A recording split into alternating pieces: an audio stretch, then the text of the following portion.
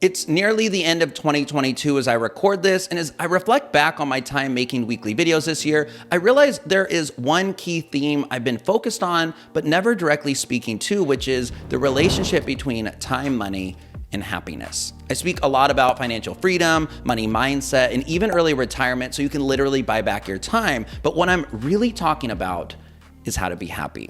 5 years ago, I set my money resolution to turn my financial life around, and that's because money, or rather lack thereof, was making me very unhappy.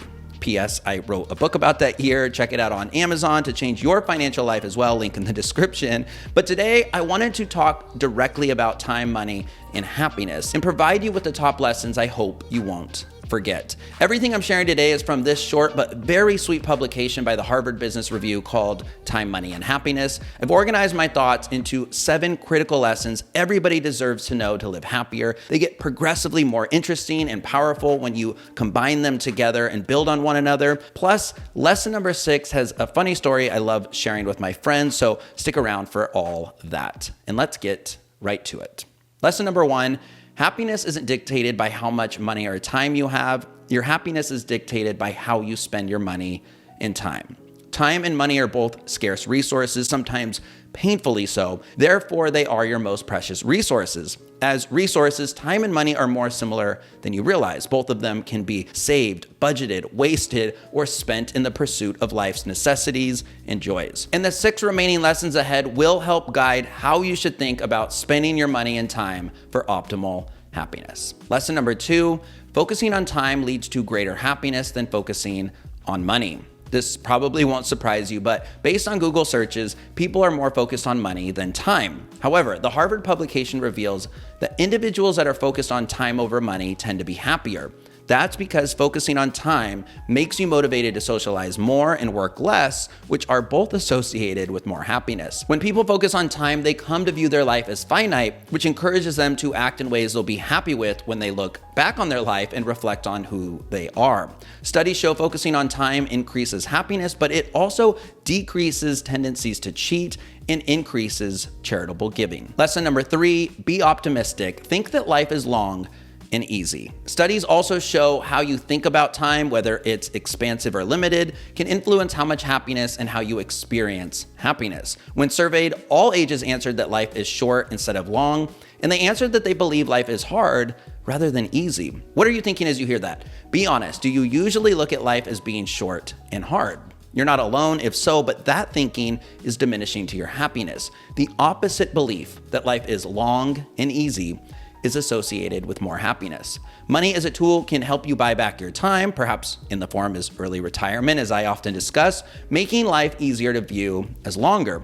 Money can also make life easier as a resource to buy the things you need and want, like healthcare and a nice home. Either way, practice being optimistic because positive things happen to positive people. I'm positive about that.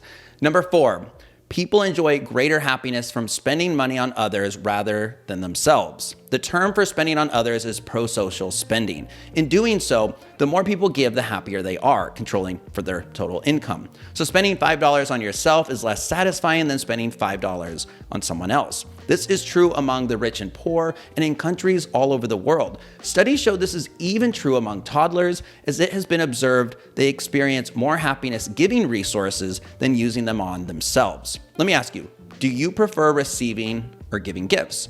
My hunch is you enjoy giving gifts more as you've gotten older, and that's a good thing for your happiness if so. The most satisfying pro-social spending, by the way, is spending on close friends and family, especially in person. It's also satisfying to spend towards a specific impact on others. For example, giving to a charity for a specific purpose, not a general cause. Finally, there's even some evidence of a positive feedback loop where giving provides enough happiness that it leads to giving more. Number 5, people enjoy greater happiness from acquiring experiences instead of possessions. Interestingly, as you probably heard before, additional income beyond having basic needs met isn't associated with increases in well-being. Buying stuff fails to pay off in happiness. A growing set of studies show that experiential purchases include greater happiness than material purchases. In fact, even waiting for an experience leads to excitement, whereas waiting for stuff to buy leads to feeling impatient. Experiences are more self-defining, more unique, harder to compare against foregone alternatives, and less prone to hedonic adaptation than material possessions, where you quickly return back to a baseline level of happiness. In other words, happiness from experiences leads to longer lasting happiness. It's why you feel happy looking at a photo from an old trip or telling stories about that trip, whereas a new gadget or a new shirt only makes you happy for so long. Lesson number 6.